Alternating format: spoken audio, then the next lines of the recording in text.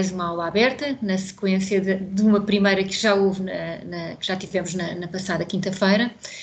E para quem nos acompanha só a partir de hoje, só explicar que esta aula aberta faz parte de uma rúbrica que o SIL organiza já há algum tempo e que, no fundo, promove a deslocalização das aulas de aula para um espaço, que é o SIL, no fundo, que permita a mais pessoas assistirem e conhecerem determinados conteúdos, sejam eles mais académicos ou mais institucionais, como é o caso de hoje. Permite alargar estes conteúdos a um público diferente que não só aquele que está neste momento a frequentar cursos, licenciaturas ou mestrados. Esta aula em concreto foi no fundo, uma iniciativa que parte do professor João Seixas, que está aqui, e trouxe até nós duas turmas, a turma de mestrado em Urbanismo Sustentável e a turma de Geografia, de Licenciatura em Geografia, da Faculdade de Ciências Sociais e Humanas. E a ideia seria trazer um pouco daquilo que são alguns projetos estratégicos na Câmara em diversas áreas, na área do espaço público, na área do ambiente e espaços verdes e na área do planeamento urbano. Como são 3 temas que dão pano para mangas, dividimos esta apresentação de conteúdos da parte da Câmara em 3 dias. E aqui estamos nós no segundo dia. Antes de passar a palavra, eu queria só relembrar que pedimos a todos que tenham os microfones desligados e também as câmaras desligadas, para rentabilizar aqui a sessão e tornar isto menos pesado, em termos de recursos de rede. Por outro lado, se no momento de colocarem as vossas dúvidas, que são muito bem-vindas, façam-no através do chat ao fim de cada apresentação. Muito obrigada, boa sessão, e passo a palavra ao professor João Seixas. Sim, muito obrigado, Ana. Mais uma vez, referindo a vossa simpatia e a vossa disponibilidade, muito obrigado por estarem a colaborar connosco e com a Universidade Nova de Lisboa. Nós temos, como já referiu aqui, 2 turmas, não é? Uma turma de mestrado de Urbanismo Sustentável e Ordenamento do Território, da FCT e da FCSH da Universidade Nova, e uma turma de finalistas de licenciatura em Geografia e Planeamento Regional, que já esteve connosco na passada quarta-feira e estará na próxima. Já não queria dizer muito mais, apenas agradecer de novo e, sobretudo hoje, agradecer ao gabinete do vereador José Sá Fernandes e também à Direção Municipal de Ambiente e Estrutura Verde, cujas técnicas e dirigentes estão aqui presentes connosco e que disponibilizam o seu tempo também para a pedagogia, o que é muito importante. Portanto, passo a palavra e já agora referir de novo, como a Ana Marçal referiu, que as questões não têm que ser deixadas todas para o fim, podem ir colocando questões e reflexões à medida que há as apresentações no chat, como foi referido, para depois termos algum momento de debate a seguir a cada apresentação. Muito obrigado mais uma vez. Pronto, passaríamos então agora a palavra ao arquiteto paisagista Duarte Mata, que nos vai trazer um bocadinho da estrutura, do projeto de estrutura verde no pós-Capital Verde 2020, que foi o ano passado tínhamos o pré e neste momento vamos ter o pós. Duarte. Muito boa tarde, agradeço o convite que foi feito para estarmos presentes. Vou fazer então uma apresentação, vou partilhar o meu ecrã, pode ser? Força.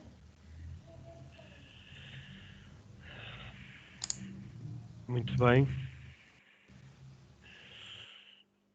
Pronto, o tema que me propus apresentar será uma proposta, uma primeira abordagem àquilo que poderá ser a estrutura verde digamos, para a próxima década, ou aquilo que serão, em meu entender, as questões mais prementes a este nível.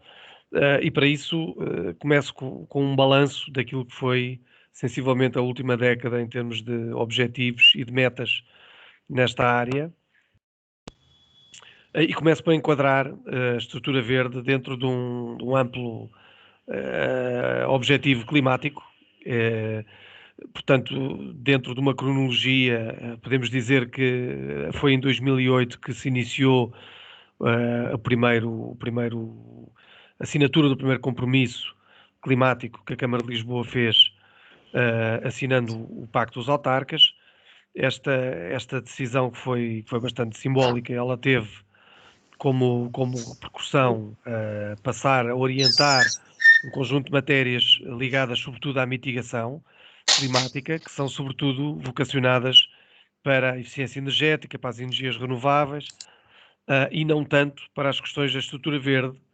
Mas a entrada neste processo dos pactos autarcas, ele criou uma rede que foi absolutamente decisiva para esta cronologia de acontecimentos que vem neste slide e que culminou com a Capital Verde, porque Lisboa começou a ser muito solicitado para diferentes tipos de apresentações e nós muito cedo começámos a alertar de que deveria haver uma abordagem mais ligada para os temas que na altura, digamos, não lhe dávamos um nome, mas que depois veio a ser definido pelo Meyers Adapt como adaptação climática de uma forma muito sistematizada, para o qual nós então aí encaixámos um conjunto de programas transversais ao município que concorriam para essa adaptação climática.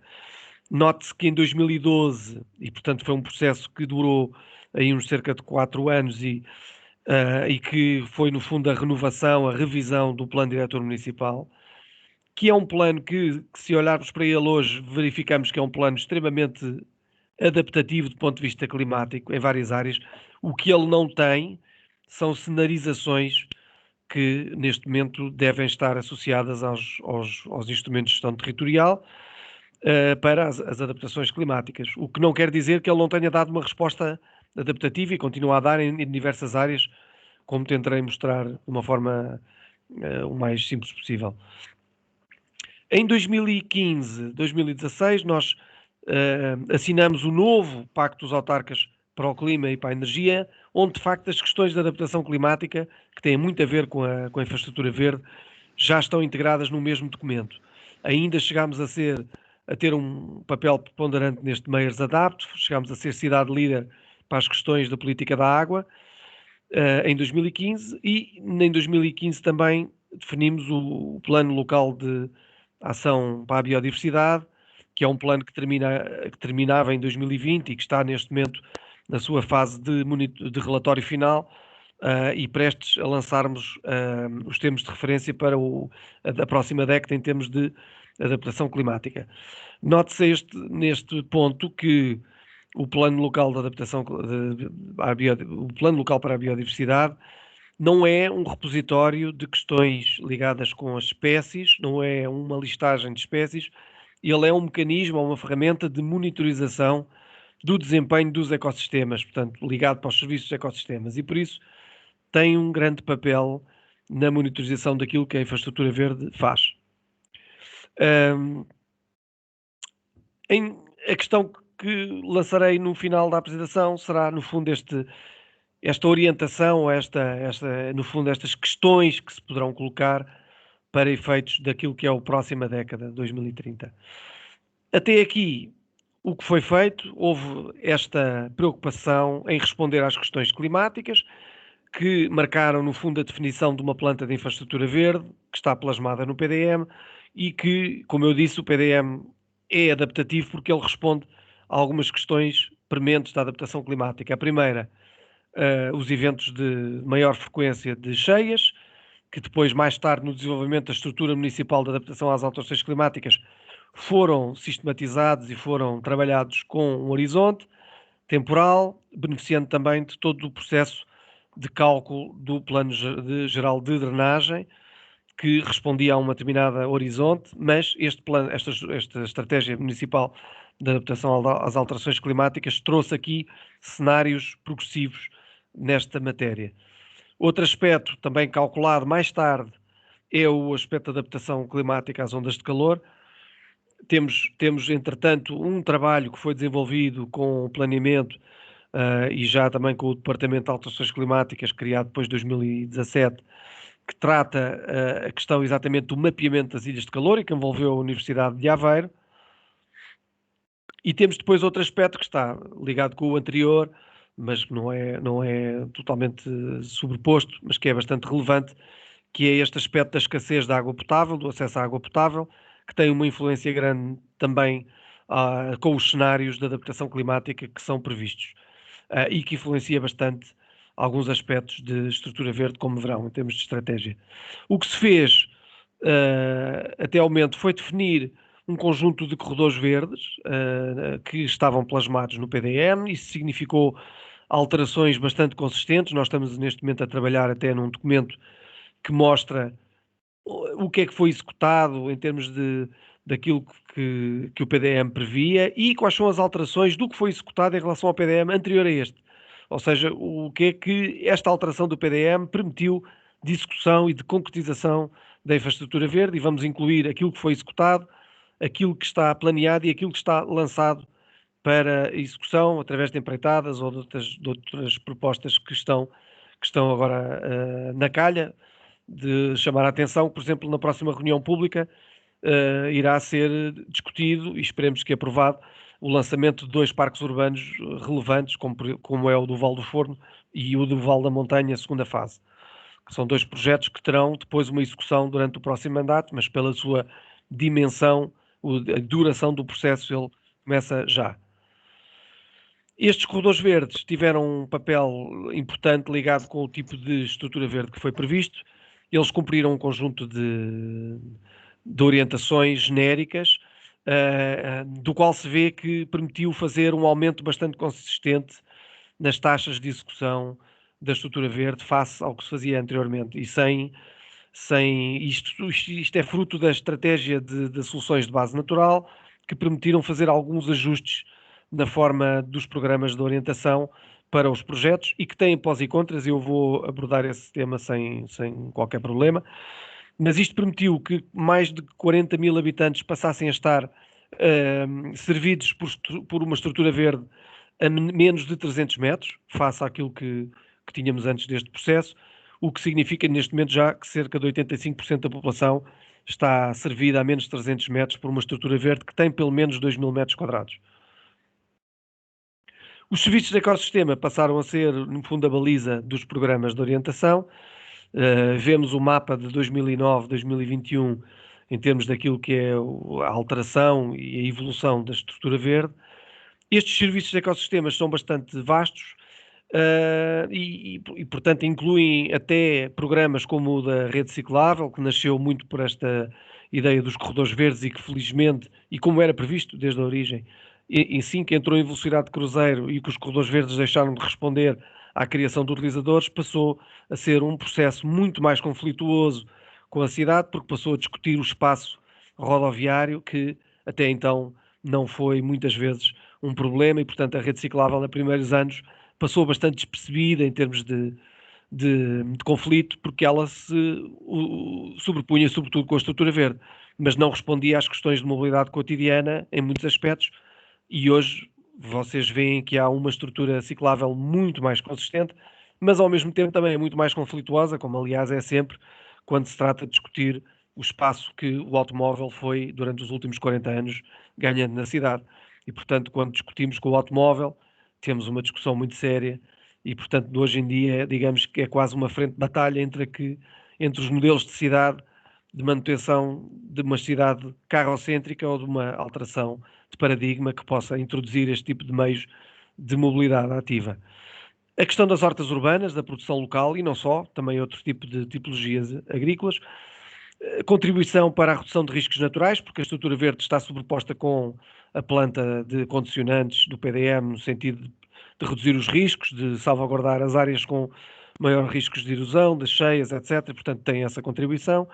A inclusão social, que é transversal a vários destes objetivos. A melhoria da qualidade do ar e do solo e intervenções e uma repercussão também ao nível da poupança energética, porque o baixamento de temperatura que é possível pelo aumento da estrutura verde tem implicações diretas no consumo energético dos edifícios que estão próximos. E depois tem todo o aspecto de saúde, etc., que não só entram numa estrutura verde sistémica, porque as pessoas passam a poder deslocar-se, mexer-se, fazer desporto, respirar melhor ar, mas também porque esta redução de temperatura tem implicações diretas, muito diretas, ao nível das ondas de calor, que por sua vez afetam sobretudo pessoas com maiores fragilidades de saúde, e muitas vezes está cruzado com questões sociais, de pobreza energética e falta de acesso a edifícios com maior resiliência térmica, bem como acesso a mecanismos de refrigeração, ou no caso do inverno, de aquecimento, e portanto tudo o que nós podemos fazer pelo ambiente exterior, estamos a contribuir para a redução dessa pobreza energética. Aqui podem ver um aspecto que foi muito importante para nós podermos aumentar a nossa taxa de execução, que foi a questão de um conjunto de soluções climáticas serem mais baratas por metro quadrado do que soluções muito intensivas, que aplicadas de uma forma de replicação iriam tornar o progresso da estrutura verde bastante baixa. Por outro lado, os corredores verdes permitem aumentar as áreas de execução de uma forma muito abrangente, o que permite dizer que não vamos ter a mesma intensidade de carga que temos quando fazemos pequenos parques, pequenas estruturas, em que 100% da área está sujeita a uma enorme carga e, portanto, uma estrutura muito mais intensiva. A ideia de fazermos corredores verdes permite que possamos introduzir soluções de baixa carga, que são soluções mais, digamos, integradas na paisagem, nas nossas condições edafoclimáticas. E este tipo de soluções repercute-se quer na utilização de prados biodiversos de sequeiro, quer na utilização de hortas urbanas, quer nas soluções de drenagem natural, portanto, se tivermos espaço para poder fazer absorção e retenção de águas nos solos, quer na plantação de árvores de uma forma maciça. Tudo isto passou a fazer parte e, como podem ver, suposição bastante visível com muitos dos corredores verdes que foram construídos. Nos parques hortícolas existiu depois a criação de um programa. É um programa que neste momento até foi recentemente escolhido pela Organização Mundial de Saúde como uma boa prática internacional, porque se trata de um programa desenhado que introduz hortas urbanas no espaço público, mas de uma forma diferente do que a maioria dos países faz. Ou seja, são vedações de 1,40 m, em que existe de facto essa ideia de que as pessoas no espaço público têm uma relação direta com os utilizadores das hortas urbanas, em vez de outro tipo de usos que poderiam estar nesse local, muito mais passivos, digamos, e isto é de facto um uso ativo em que os hortelãos constituem mecanismos sociais ativos de dinamização desses espaços, de vigilância, obviamente utilizam o espaço público e, portanto, eles prestam serviço à comunidade. Hoje temos cerca de 21 talhões, cerca de 21 parques, peço desculpa, com cerca de 771 talhões, o que, do ponto de vista do abastecimento alimentar, continua a ser irrelevante, mas não é se introduzirmos aqui a questão da inclusão social, da criação de redes, etc. Isto significa, de facto, esta ideia, como vem aqui em baixo, de um diálogo entre o visitante do parque e o hortelão, que contribui para a diversificação da utilização dos parques, e existe um conjunto de regras que permitem a replicação do mesmo desenho de uma forma relativamente uniforme e que tem permitido que tenhamos um processo de implementação de hortas urbanas que, à partida, vai fazer este ano 10 anos da implementação do primeiro parque, que era a fotografia exatamente aqui, em outubro de 2011. Este ano faz 10 anos dos parques hortícolas e esse é um assunto ultrapassado do ponto de vista do conflito. Portanto, não existem conflitos. É um processo que é muitíssimo pacífico, ao contrário de outros processos que se tornaram mais conflituosos à medida da sua implementação. Hoje ninguém perde tempo a discutir hortas urbanas, se são boas, se são más, etc. É um processo relativamente estabilizado. Desenvolvemos mais tarde um conjunto de candidaturas diversas. Esta é uma candidatura que encaixa perfeitamente neste discurso que eu tenho estado a dizer, que é o projeto Life Lungs, que a Câmara de Lisboa concorreu e é coordenadora, com a cidade de Málaga, que é nosso parceiro, e é um projeto que faz exatamente isto, faz o cruzamento entre o papel da infraestrutura verde como estrutura adaptativa, de adaptação climática. E, portanto, temos um conjunto de ações que passam pela introdução e melhoria de prados biodiversos de sequeiro. Temos um objetivo de monitorização deste trabalho que está em curso, esta visão climática que estes prados podem ter, a gestão destes prados com ovelhas, como temos neste momento em experimentação no Parque da Bela Vista. Vão voltar agora, a partir do dia 12 de abril, ao terreno. Temos depois plantação de árvores e arbustos em larga escala. Dia 31 de março vai a reunião de Câmara, a aquisição de 120 mil árvores e quase outro tanto de arbustos para fazer a plantação nos próximos 3 anos de manchas muito densas de plantação que promovem o abaixamento de temperatura, temos metas e monitorização prevista, e temos depois uma ação ligada com a eficiência hídrica, em que, para além destes prados biodiversos que não consomem água, temos também um conjunto de ações ligadas com a drenagem natural, e temos um protótipo em projeto para a introdução nos terrenos do LNEC, depois com o objetivo de monitorizar toda uma área que recolhe água de pavimentos, quer de pavimentos automóveis, pedonais e de edifícios, monitorização dos poluentes que entram no solo e a utilização de um espaço verde 100% desligado da rede de águas pluviais. Esse processo depois decorre num conjunto de parques que estamos a desenvolver e depois também algumas matérias ligadas com a eficiência hídrica nas hortas urbanas, que é um processo que também já está a ser preparado. Temos aqui uma imagem da plantação de árvores que foi feita no dia 12 de janeiro em articulação com a Capital Verde. E passava então aqui a uma questão de balanço sobre aquilo que, em meu entender, foi a infraestrutura verde no 2008-2021. Existe um reconhecimento geral dos cidadãos da sua importância. Do ponto de vista do positivo, podemos dizer que foi um processo foi um processo muito mais rápido de execução de muito mais áreas de estrutura verde, quando comparado com um processo mais convencional, mais tradicional. Utilização da natureza e da biodiversidade, muito mais resiliente. Um processo que é mais aberto, mais democrático, que é socialmente relevante porque introduz um conjunto de funções muito vastas, é um promotor de conexão social, ativo, do desporto, introduz as hortas urbanas, etc. Aspectos negativos.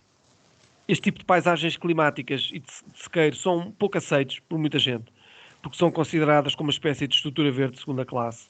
Existe alguma repulsa pela instalação de algumas destas soluções, as que não são invisíveis, as que são invisíveis é mais ou menos específico que se possa utilizar isto. Existe sempre uma discussão dos limites para as soluções de base natural e é uma consolidação de estrutura verde mais difícil porque optou-se por fazer muitas áreas com um baixo custo e, portanto, existem às vezes situações em que temos mais dificuldade em garantir que existe essa apropriação. E isso é uma ameaça de eventual reversibilidade de algumas áreas no futuro próximo, se não conseguirmos a estabilização da vegetação e a aceitação destas paisagens pelas pessoas. E não é replicável para usos de espaços mais intensivos. Portanto, é um espaço, é uma tipologia ligada aos corredores, mas que nas áreas mais intensivas não tem qualquer hipótese de ser replicada e, portanto, nós, quando entramos na estrutura verde de proximidade, os processos que conduzem aos programas de arquitetura paisagista, dos desenhos de espaço verde, são obrigatoriamente mais intensivos. Há aqui uma publicação que está disponível já online, que é a publicação de Lisboa Capital Verde, em que se vê, né, e toda essa página mostra também os critérios de avaliação da Lisboa como capital verde, em que houve uma grande preocupação e uma grande valorização destes aspectos das soluções de base natural pelo júri, onde obtivemos o primeiro lugar na avaliação destes aspectos. Todos estes aspectos, quer da candidatura, quer da avaliação, quer esta brochura, estão disponíveis online na página da Capital Verde da Comissão Europeia. A estrutura verde para 2030. Os objetivos, o que é que temos? Temos aqui um problema pela frente, que é um problema social também. Vejam este exemplo entre aquilo que é o mapeamento das ondas de calor hoje e no futuro próximo. Vamos ter um agravamento muito grande nas áreas mais compactadas da cidade, que vêm aqui marcadas neste círculo vermelho, e que é exatamente onde a estrutura verde, como podem ver aqui, o efeito que ela tem no abaixamento de temperatura. Sempre que existe um parque, a temperatura baixa de forma bastante consistente. E podemos fazer 10 graus de diferença do Marquês de Pombal para Monsanto, para terem essa noção, num dia de forte calor. Isto significa aqui que temos aqui um problema mesmo grave, porque temos aqui um problema social, temos um problema de justiça climática, como hoje se utiliza, porque muitas vezes vamos estar aqui a trabalhar em territórios extremamente densos, extremamente com uma população envelhecida, que tem problemas de mobilidade, etc., mas tem também problemas de liquidez para poder responder com a amenização do ambiente em que vive. E são pessoas que muitas vezes têm outro tipo de doenças para as quais as ondas de calor terão um papel decisivo. Isto está a ser estudado em muitos sítios e neste momento até a cidade de Estocolmo, que teve um problema grave há 2 anos de ondas de calor. Para eles, obviamente, a onda de calor tem uma medição diferente da nossa, mas matou imenso e eles consideram que foi uma mortandade silenciosa, porque não se falou disso. Porque é uma mortandade que acontece vários dias depois disto acontecer e é uma espécie de machadada final quando existe uma comunidade que está mais fragilizada e, portanto, não há uma relação direta em este senhor morreu pela onda de calor. Não, morreu porque tinha um conjunto de fragilidades e a onda de calor foi decisiva. Isto está a ser estudado cá por várias entidades e vamos ter novidades sobre isto também em breve, mas é já hoje relevante que a infraestrutura verde é crucial nesta adaptação climática e é também evidente que a progressão da infraestrutura verde neste território será muito mais difícil do que nos corredores verdes. É muito mais conflituosa, muito mais lenta, é muito mais difícil. E aquilo que está aqui em cima da mesa é como é que vamos fazer esta infraestrutura verde urbana em áreas mais intensivas? Vamos avançar para estes modelos de paredes verdes e uma arquitetura futurista que se vê hoje em dia apresentada em quase todas as grandes cidades, em que substituímos um urbanismo de proximidade por um urbanismo massificado, substituindo a estrutura verde de proximidade por paredes verdes e coberturas, etc. Que funções é que esta infraestrutura verde deve ter? Esta infraestrutura verde urbana. Reparem nesta fotografia, que é este famoso edifício de Milão, que as árvores de arruamento desaparecem, inclusive aqui próximo do arruamento onde ela é implantada, porque não há escala humana neste tipo de edificação. Mas, por outro lado, como é que a paisagem complementar, como é que esta estrutura verde principal se articula com a estrutura verde complementar? Na área mais intensiva não teremos uma estrutura verde principal, teremos sempre uma estrutura verde complementar. Está a ser feito aqui um trabalho importante na Praça de Espanha, porque é o pontapé de saída de algo que será um movimento mais importante nesta área, que é a suposição, no fundo, a regeneração de ecossistemas através da substituição de áreas pavimentadas por zonas verdes, e isto é bastante importante, e este parque pode ter um papel importante como exemplo para a replicação de outras soluções que vamos encontrar pela frente. Agora, os custos disto não têm nada a ver com a estrutura verde que eu estive a falar até agora. Estamos a falar aqui de um processo muito mais lento, muito mais moroso e extremamente dispendioso para conseguir retirar extensas áreas de asfalto ou de construção e poder promover corredores verdes e estrutura climática nesta área. O que sabemos também é que as pessoas procuram muito mais espaços exteriores, estão muito mais com vontade de pôr as mãos na terra, seja com o tipo de estruturas mais de proximidade, sejam mesmo estruturas quase locais, desde a sua varanda à sua rua. As pessoas querem participar, as pessoas querem este pensamento de base natural, valorizam mais o arvoredo, valorizam mais o pequeno canteiro, valorizam mais algumas questões. Vemos hoje pela Europa toda movimentos de autoplantação, de cogeração, de cogestão de soluções de base natural. Nós, dentro da Capital Verde, tivemos contacto com um conjunto de projetos muito engraçados a este nível. E, portanto, desenvolvemos outro projeto em que estamos, que é o Conexos, que é um projeto do Horizonte 2020. Lisboa participa com um conjunto de 7 cidades, Barcelona, Turim, São Paulo, Bogotá. É um projeto da Comunidade Europeia com a América Latina, em que vamos exatamente trabalhar esta cogeração, esta co-definição, o co-design, como se chama, em que temos temos áreas da cidade que são trabalhadas a partir do zero, um pouco como a Praça de Espanha. A Praça de Espanha, apesar de tudo, tinha mais verde do que as áreas piloto que temos, e em que vamos tentar fazer este trabalho em 2 pilotos diferentes, em que vamos trabalhar em articulação com o projeto LIFE e em que vamos dar a conhecer aquilo que são os processos de gestão natural, por um lado, que é o piloto 1, e em que vamos também acompanhar a introdução e a obra do Parque do Vale da Montanha, mas no piloto 2 vamos trabalhar exatamente sobre uma área que tem uma importância grande em termos das ondas de calor e que hoje, que é aqui toda a zona aqui de Arroios, do Arieiro, que não tem vegetação nenhuma e, portanto, entendemos que poderia ser exatamente um trabalho muito interessante de estudar quer a relação destas pessoas nesta área tão densa com uma estrutura verde principal, que é o Vale da Montanha, o Bela Vista, etc., mas ao mesmo tempo com a sua rua, onde não tem, como veem aqui, praticamente estrutura verde nenhuma. Mesmo no interior dos logradouros eles estão extremamente alterados e por isso temos aqui uma espécie de laboratório. O Horizonte 2020 é muito deste laboratório. Este trabalho está a ser feito com a Universidade de Lisboa, com o Instituto de Ciências Sociais, e vamos trabalhar muito o processo, não tanto a obra, mas mais o processo de como é que as pessoas valorizam e podem ajudar a co-definir os projetos de base natural. Pronto, e a minha apresentação é esta. Convidar-vos a acompanhar estes 2 projetos. Não tenho o condão de adivinhar nem definir o que é que se deve fazer na próxima década, mas trouxe aqui algumas questões que deixei aqui em cima da mesa sobre como é que devemos abordar estes novos desafios, uma vez terminada esta fase de implementação da estrutura verde de Lisboa ao nível dos grandes corredores. Obrigado pela atenção. Muito obrigado, Duarte. Ana, se me permite, faço aqui um pouco de moderação, se achar Claro bem. que sim, claro que sim. Muito bem, obrigado, Duarte, e obrigado também pela eficiência na apresentação. Temas interessantíssimos e importantíssimos e apresentados em 20, 25 minutos, o que é ótimo.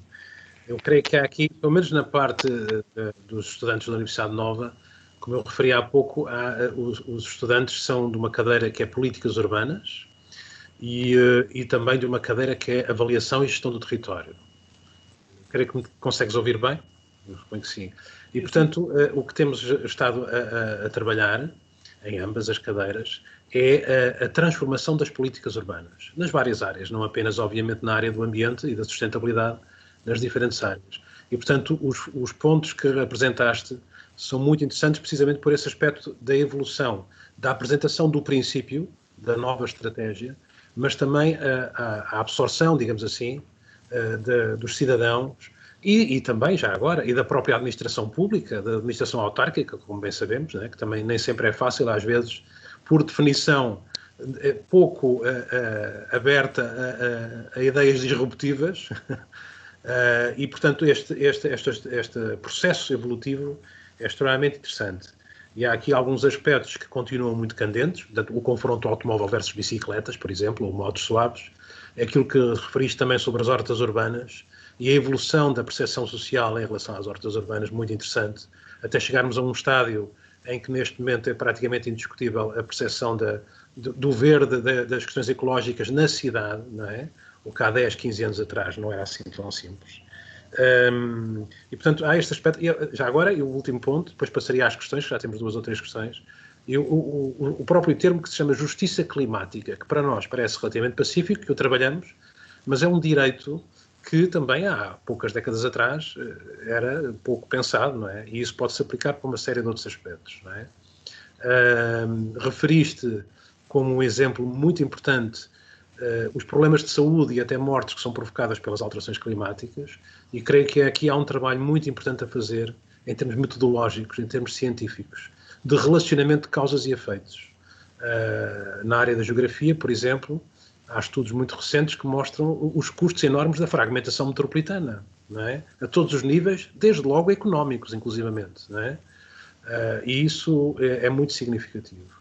E a área do ambiente é absolutamente exemplar para esse tipo de trabalho. Mas já estou a falar demasiado, não é a minha vez de falar muito, isso é outras aulas. Há aqui 2 questões para já, e peço que vão colocando as questões no chat e nós vamos fazendo as apresentações. Duarte, aqui, enquanto referias à tua apresentação, perguntam por que razão a segunda circular e o eixo norte-sul surgem como corredores verdes. Uma pergunta muito pertinente, de facto, não é? E a segunda é prados de sequeiro, ok, certo, muito importante, mas por que não informar melhor as pessoas, incluí-las nos processos, porque uma parte seguramente importante do antagonismo revela-se através do desconhecimento, não é? E da falta de contacto com as autoridades. Não é? Eu se calhar partilhava novamente o ecrã só para tirar essa dúvida dos corredores verdes, se não se importam, que é mostrando este slide em que efetivamente o eixo norte-sul o eixo norte-sul que está aqui, isto é a planta do PDM com a estrutura verde existente e em construção. A segunda circular é este é o eixo norte-sul, não fazem parte destes 9 grandes corredores verdes, ok? Fazem parte dos corredores verdes que foram indicados no PDM porque são estruturas verdes de mitigação, digamos, de ligação com as próprias infraestruturas rodoviárias. Existem outros corredores verdes que também são mais difíceis de marcar, como por exemplo este, que é o corredor verde central, que foi marcado e foi definido muito como corredor pelo professor Gonçalo Ribeiro Teles, porque é um corredor descontínuo, ele é um corredor descontínuo, portanto nós temos aqui vários tipos de corredor. O próprio corredor ribeirinho também tem como continuidade, sobretudo, o rio, porque a margem é uma margem que por vezes é interrompida. Portanto, temos aqui vários tipos de corredor.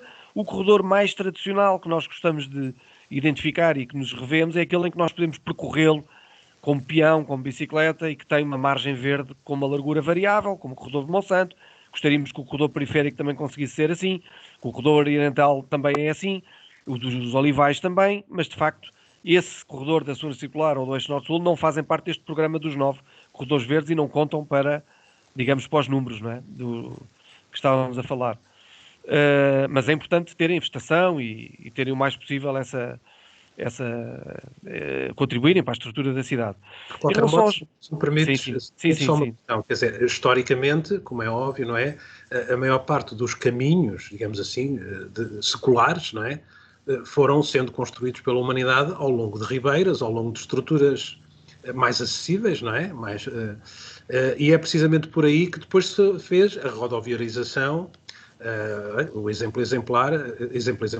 casos exemplares em Lisboa é justamente a segunda circular, através da estrutura da bacia hidrográfica, como conheces bem, e o Val de Alcântara, obviamente, que teremos a apresentação a seguir. É como poderemos conciliar, ou como poderemos fazer o caminho de transformação, não é? Precisamente onde há mais pressão rodoviária, não é? Com o objetivo de reforçar de novo a capacidade ecológica destes corredores. Exatamente. Eu sei que estou-te a perguntar a questão do $1 milhão, não é?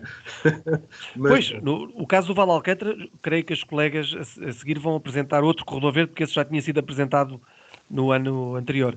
Mas o Val de Alcântara, o projeto que está em cima da mesa, é um projeto entre o possível ou não se fazer nada, porque o abrir uma ribeira que tem uma linha de água que neste momento corre até à etar unitária entre esgoto e pluvial, obrigava a fazer primeiro um trabalho separativo para montante e depois então podíamos abrir a ribeira pluvial e o esgoto ia fechado até à etar. Portanto, abrir hoje a ribeira é impensável. Os custos foram calculados pelas diferentes entidades para fazer este separativo por ali acima até à Amadora, inviabilizavam e não teríamos nada. Estávamos a discutir essa questão. Portanto, é mesmo o possível. O corredor verde de Alcântara será o possível face à questão hidrológica e depois já nem se fala o que é abrir uma ribeira que passa na estrada de Benfica, etc. Mas imaginando que ela é só pluvial, talvez fosse possível imaginar isso e era uma questão de desenho, de trabalho, de investimento. Mas só o investimento para poder pensar isso inviabilizava logo o processo. Portanto, os corredores verdes, a dada altura, têm que ser outras coisas diferentes. Não é? Nós temos corredores verdes em Nova Iorque que são antigas linhas férreas e, quer dizer, há um conjunto de estruturas muito diferenciadas. Quanto à segunda questão, que tem a ver com os pratos de sequeiro, pronto, a questão é decisiva, porque... e não é só nos pratos de sequeiro que este problema acontece. Nós temos um problema gravíssimo a correr no país inteiro, que é a substituição de parques infantis de pavimento em areião. Não há ninguém que vá à Alemanha, não goste, ou na Holanda, ou na Dinamarca, e não goste de ver a maneira como as pessoas utilizam os parques infantis, em que aquilo são pequenas praias onde as pessoas se divertem em família, os miúdos brincam, sujam-se, etc. E nós temos indicações da Associação Portuguesa de Segurança Infantil que o areião é o pavimento mais seguro de todos do ponto de vista da coluna vertebral dos miúdos. Não há pai que não queira pôr borracha, quando isso de facto não é uma solução. E portanto o problema dos relevados versus prados é exatamente igual ao problema da borracha do parque infantil versus areião, ou igual ao problema da árvore que as pessoas não querem à frente da sua janela e querem podada como se fosse um cabide, ou uma árvore bem gerida que faz sombra e que tira. E portanto nós temos várias frentes em que a natureza deixou de ser compreendida pelas pessoas e passou a ser uma natureza completamente artificializada, controlada, em que os meninos podem partir a coluna, mas ao menos chegam limpinhos a casa com os sapatinhos e tal. E depois vamos à Alemanha e ficamos muito espantados e tiramos fotografias, como tirámos fotografias, neste caso até foi na Holanda, mas era logo ali, Capital Verde 2018, na Holanda, em que uma creche é a terra batida com equipamentos de madeira e em que os pais dos alunos, a escola diz aos pais, se for buscar o seu filho e ele não estiver sujo, quer dizer que o dia não foi bom. Quer dizer que o dia não foi bom. Ele não se divertiu, não aproveitou.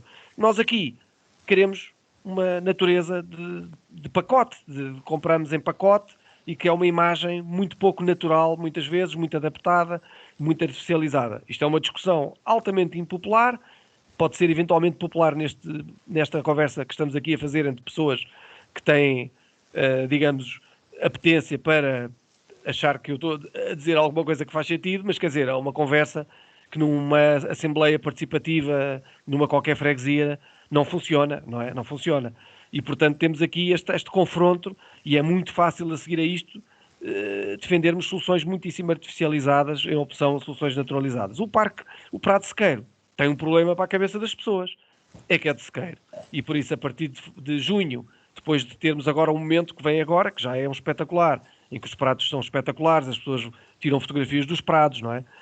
Por todo lado, a partir de junho tem que se cortar, mesmo. E fica castanho até outubro. E as pessoas não gostam disso e mandam e-mails à Câmara a dizer que a Câmara se esqueceu de regar, que não trata. E por isso o trabalho tem que ser também um trabalho de paisagem integrado.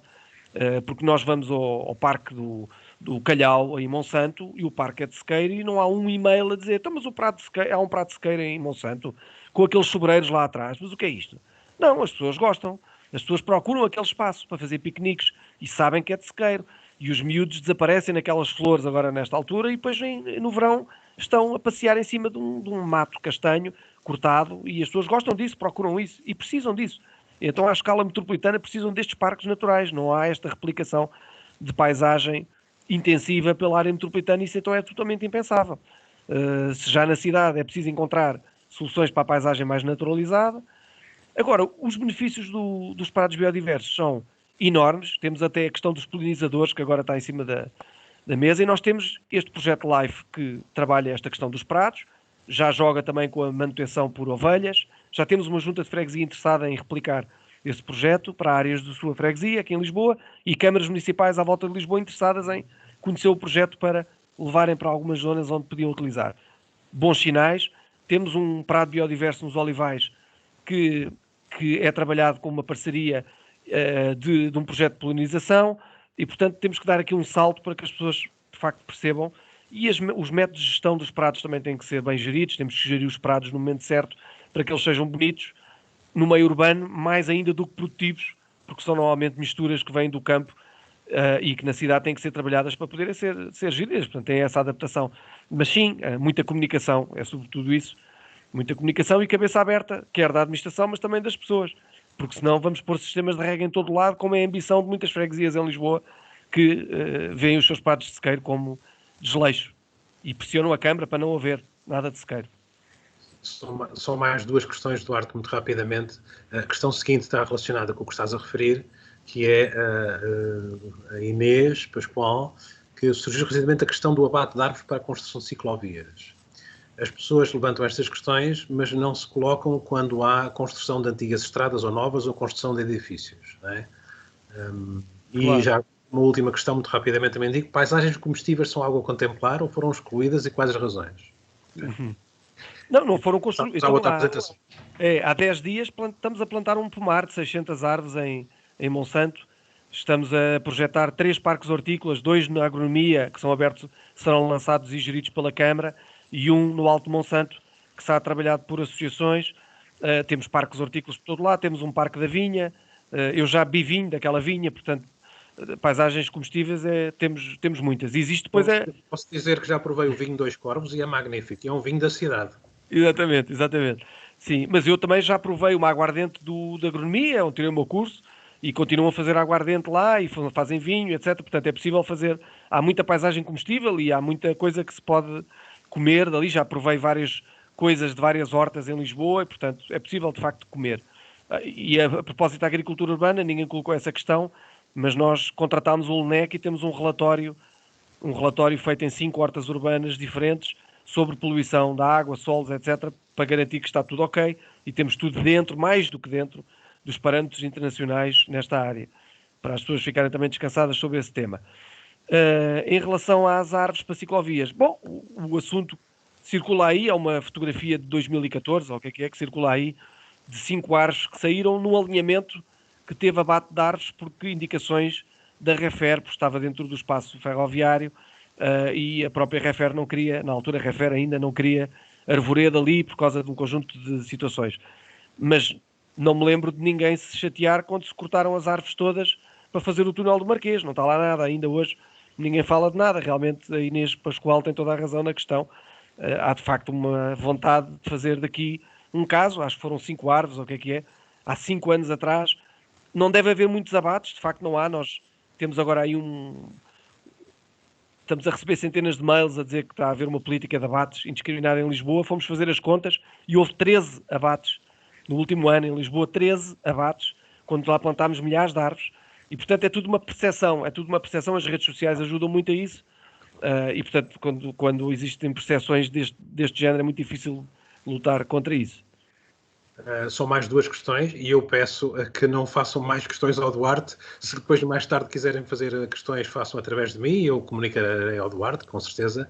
Muito rapidamente, quais os principais obstáculos ou possibilidades a nível da articulação metropolitana, não é? Com os municípios fronteiros com Lisboa, e como é que se dá o salto para as pessoas percebam. Os autarcas muitas vezes, como referiu, pedem eles próprios as regras e a artificialização. Não se deviam formar as pessoas que fazem a gestão local e elaborar um plano de comunicação mais forte. Vejo juntas a chegar a muita gente, mas com comunicações muito fracas e bom, enfim, já percebeste a questão, Duarte, muito rápido. Sim.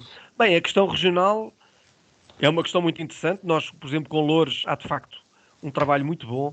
Eles anunciaram agora um parque de 1.800 hectares, que é o Parque da Várzea, que eu desejo maiores sucessos, porque acho que era importante para a área metropolitana haver um parque metropolitano que tem quase 2 parques de Monsanto e que, no fundo, utiliza a paisagem agrícola existente como uma coisa potencial e que vai até ao rio e que liga com o nosso corredor periférico, praticamente ali na Val da Ameixoeira. É um parque interessantíssimo e é um modelo que eu me revejo bastante. E, portanto, a ideia de fazermos a ponte que vamos fazer, está em concurso sob o Trancão, vai também permitir fazer a ligação ao longo do rio para norte e, portanto, para norte não há problema. Já outros concelhos é mais complicado. Mas, de qualquer maneira, há um projeto metropolitano interessante que está a ser feito, que é o projeto, que é o Plano Metropolitano de Adaptação às Alterações Climáticas, promovido pela área metropolitana de Lisboa, que não é, mas devia ser, uma entidade regional, não sendo, é uma associação intermunicipal, em que os 18 municípios estão, no fundo, juntos para tentar resolver algumas questões, gestão dos transportes, por exemplo, mas estão a desenvolver este plano e nesse plano depois existem alguns corredores metropolitanos que estão a sair como projetos de adaptação e que eu penso que a ideia é concorrer aos fundos comunitários que aí vêm, que valorizam imenso esta questão da estrutura verde e desta infraestrutura verde regional para efeitos de benefício. Portanto, cada Câmara há de estar interessada, nem que seja pelo seu próprio umbigo, em poder juntar-se com a Câmara do lado e criar um corredor verde que ele seja elegível para financiamento. Acho que esse também é um dos grandes motores, mas seja escrito por linhas direitas, quer por linhas tortas, o que é preciso é que aconteça. Ótimo. Duarte, obrigadíssimo pela apresentação. Excelente. Obrigado, acho que ficou aqui uma série de reflexões muito importantes. Esperemos que todo o vosso esforço continue para o futuro, que é muito importante. Eu agora passava a palavra de novo à Ana e à seguinte apresentação. Certíssimo. Obrigada, Duarte, também. Vamos passar agora à apresentação do projeto do Val do Forno e Val da Ameixoeira, pela arquiteta paisagista Helena Barros Gomes, em representação do Gabinete do Projeto de Estrutura Verde da Câmara Municipal de Lisboa, e pelas autoras do projeto, a arquiteta Paula Alves e Maria José Fundevila.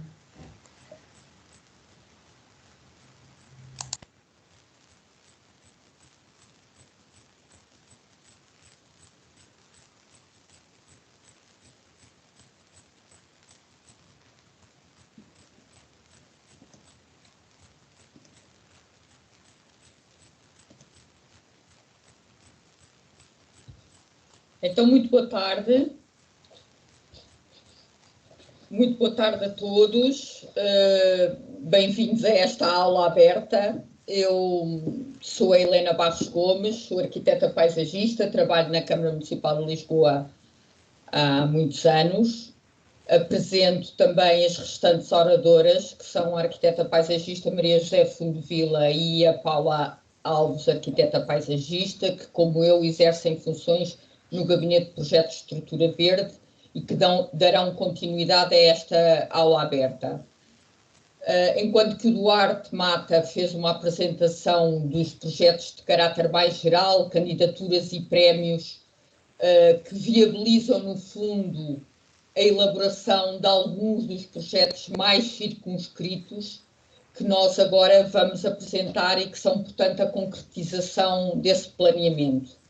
De qualquer das formas, eu também vou começar por fazer uma apresentação mais geral, portanto, um enquadramento geral dos corredores verdes de Lisboa, e focamos-nos depois no corredor verde periférico, que é o tema de hoje em particular, delineado no arco norte do concelho, onde as minhas colegas vão então apresentar mais detalhadamente alguns projetos. Então, sendo este, como o Duarte já referiu, um desiderato do nosso professor Gonçalo Ribeiro Teles, sonhado há muito e delineado há cerca de 25 anos, e que temos vindo paulatinamente a ver concretizado, temos vários classes de projetos construídos recentemente, como é o caso da passagem superior sobre a calçada de Carris, que vai ser apresentado, outros que serão iniciados em breve, como o Parque Urbano do Val do Forno e o Parque da Encosta do Olival, percurso dos Alcotins, que também irá ser referenciado, e temos ainda um projeto que está atualmente em obra e que faz a ligação entre a passagem superior referida e o Val da Amachoeira. E, por fim, o próprio Parque Urbano do Val da Amachoeira, que, embora já tenha uma expressão e consistência no território, tem vindo a ser complementado e acrescido de outras valências, e nada como a autora para nos falar dele. Gostaria, então, de começar com um enquadramento geral, em que a ideia é transmitir-vos como se tem concretizado no tempo e no espaço o sistema de corredores estruturantes da cidade de Lisboa. Corredores estes que, no seu conjunto, constituem um sistema que integra a estrutura ecológica fundamental e que visa articular a designada hoje em dia infraestrutura verde, precisamente a uma escala supramunicipal. Já tem sido alvo de algumas perguntas que os alunos colocaram. Os planos deram origem a projetos de várias equipas internas, externas à Câmara Municipal de Lisboa, constituídas essencialmente por arquitetos paisagistas, equipas pluridisciplinares, e eu vou mencionar alguns deles. Em 1999-2000 decorria a revisão do Plano Diretor Municipal de Lisboa, quando foi apresentado o Plano Verde de Lisboa, um documento autónomo, absolutamente inovador, e que oferecia uma nova visão, pois compreendia uma rede de sistemas contínuos de corredores que eram a expressão gráfica, no fundo, da estrutura ecológica. E cujo esquema que vocês podem ver aqui, aparentemente tão simples, traduz a essência dos corredores verdes de Lisboa, com a indispensável extensão aos concelhos limítrofes e a toda a área metropolitana. Neste esquema que podemos ver aqui, conseguimos que, a partir de Monsanto, a maior área verde, núcleo de partida pré-existente, a partir de Monsanto, consegue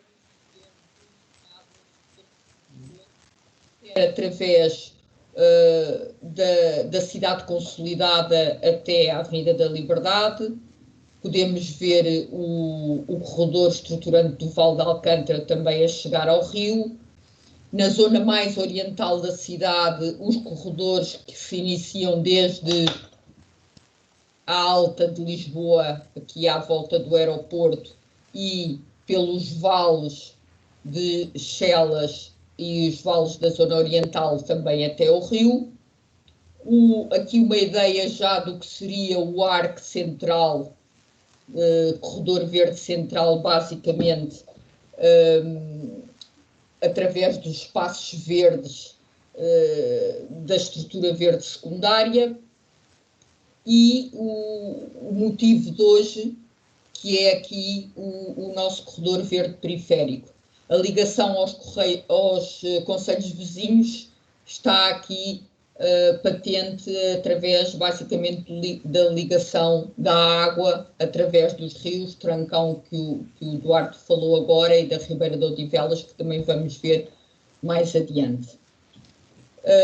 Corredores porque não se compadeciam com a mera aplicação das condicionantes impostas dos planos de urbanização e outros planos parcelares, ou seja, não era a mera justaposição dos espaços verdes ou permeáveis que sobravam, mas pretendia-se que fossem o garante da sustentabilidade física e ecológica. E na sua delineação tiveram então em conta dois princípios fundamentais, a continuidade e a polivalência. Objetivos como estes que viram aparecer, a promoção da vida saudável, a melhoria da qualidade de vida, regulação e regeneração, eram conceitos utilizados à época. Após alguns planos e estudos intercalares, quando decorre a revisão do PDM 2012, também já referida anteriormente, faz então a delimitação do sistema úmido e do sistema de corredores estruturantes da estrutura ecológica fundamental, e que é a base da delineação dos corredores verdes. Estrutura ecológica é esta que podemos também ver na imagem. Os conceitos evoluíram, como já falámos aqui. Os paradigmas foram-se alterando. Mobilidade suave, adaptação às alterações climáticas, mitigação, serviços de ecossistema. Fala-se agora em infraestrutura verde. E os corredores verdes constituídos desta estrutura ecológica são os que eu agora sucintamente vos vou dar uma visão geral da cidade para depois nos focarmos no nosso corredor periférico. Então, mais uma vez, a partir de Monsanto, temos os diversos corredores, consubstanciados, este em particular mais conhecido até à Avenida da Liberdade, alguns sendo quase só manchas de possibilidades de concretização mais adiante, mas o que é certo é que a cidade é trespassada por uma série de ligações, com estas que vocês veem aqui e que estão de facto plasmadas no plano diretor municipal. O Arco Ribeirinho e o nosso corredor verde periférico, que vamos ver mais detalhadamente.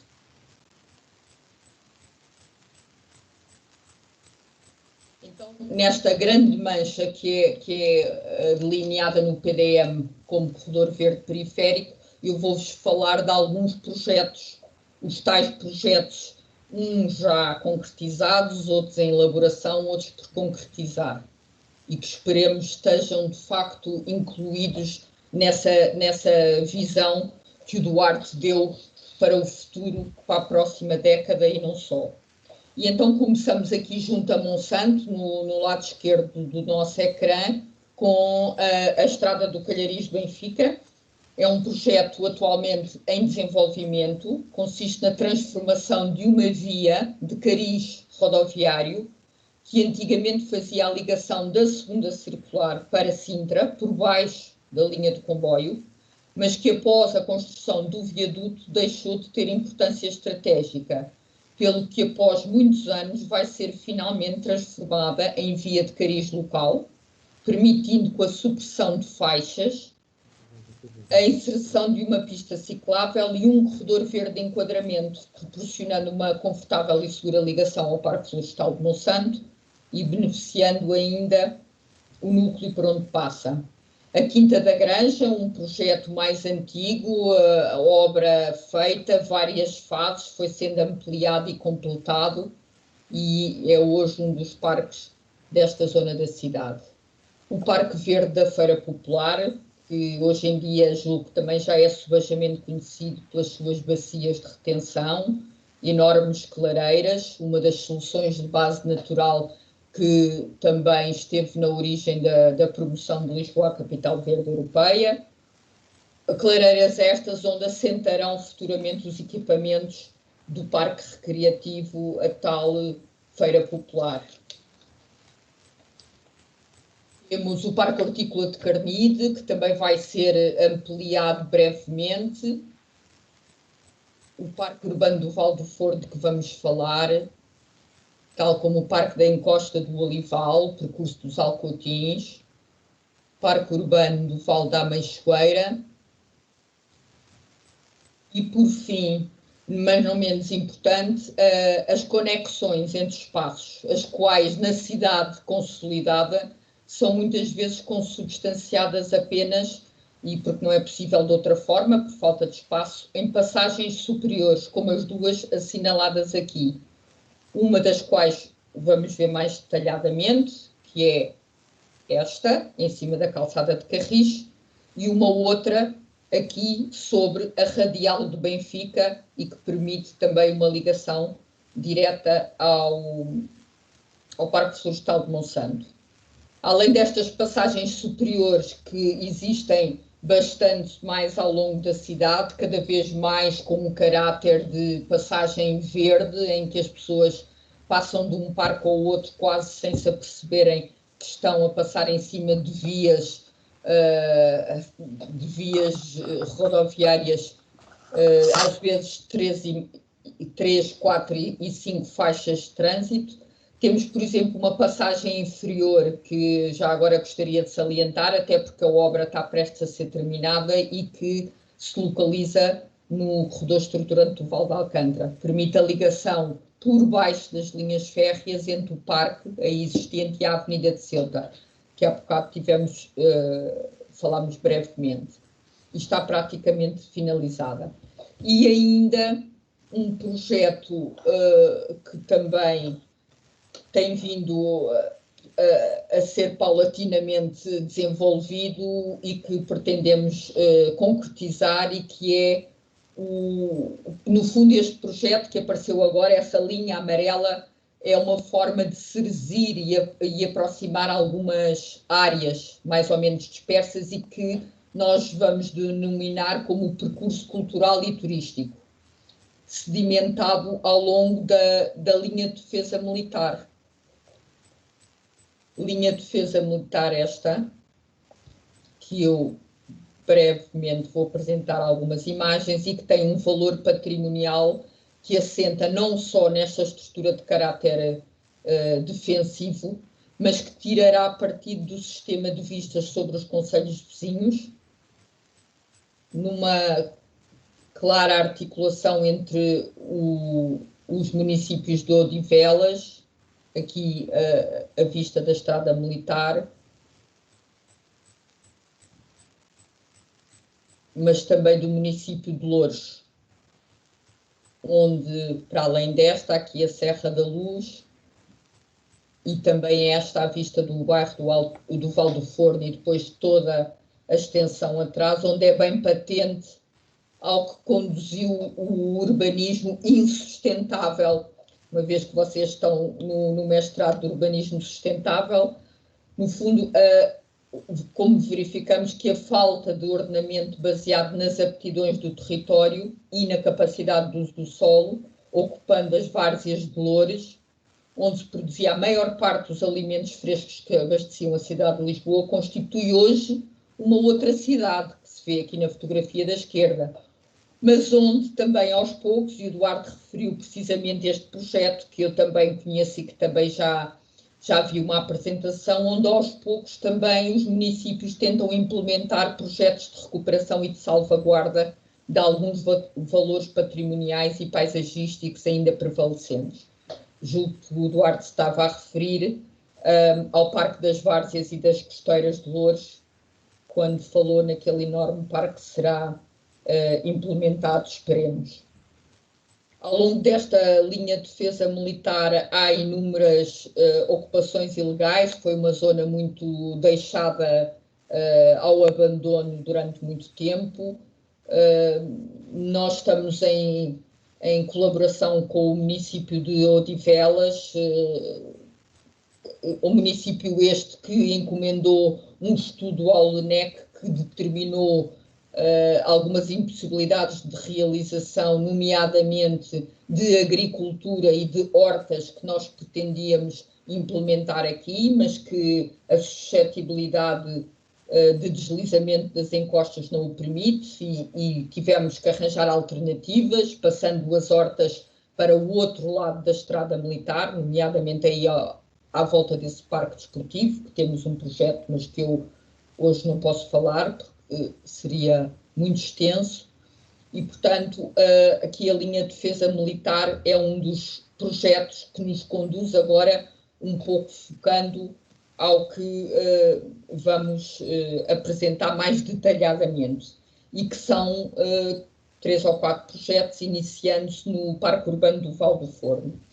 Aqui à nossa esquerda, este diapositivo permite bem ver o tal corredor que se conseguiu implementar, em que aqui a passagem superior é possível entre a calçada de Carris, que acho que todos conhecem e que sabem o que é que existe aqui à volta. Foi preciso colocar uma estrutura linear, mas que permite passagem pedonal e ciclável.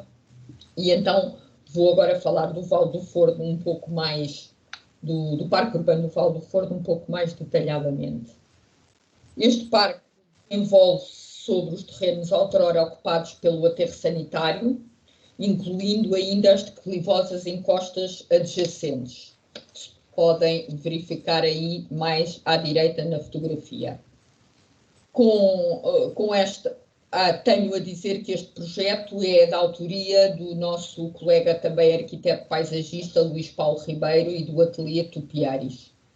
Com esta intervenção, que aproveitou a necessidade de consolidação do sistema sanitário existente, foi possível reverter para o usufruto da população toda esta extensa área que se manteve vedada desde a selagem do aterro, e estamos a falar de uma área superior a 20 hectares.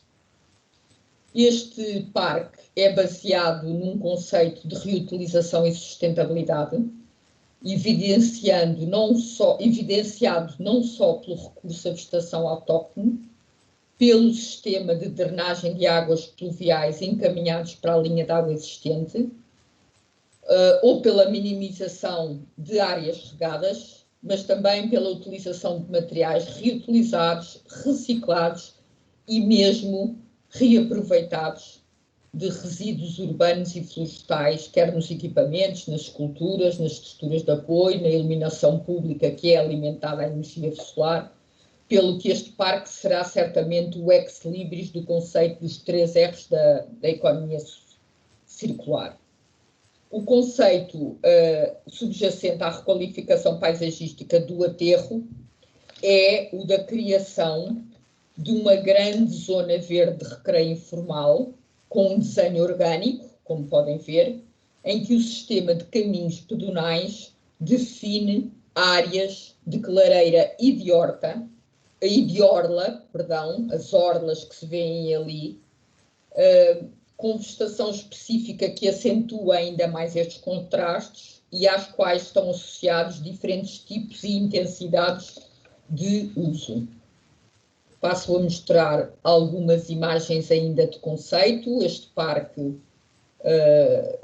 esperemos que a obra se inicie em breve. Esta é uma das entradas, a utilização de materiais, uma via partilhada bem perto da estrada militar.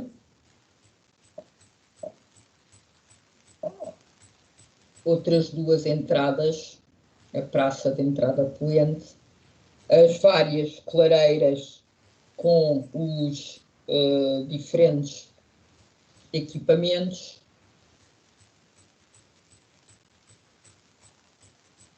e as tais vistas panorâmicas de que falámos. E aqui eu queria salientar que as vertentes deste troço jusante do Val do Forno apresentam um revestimento vegetal com grande interesse natural e paisagístico.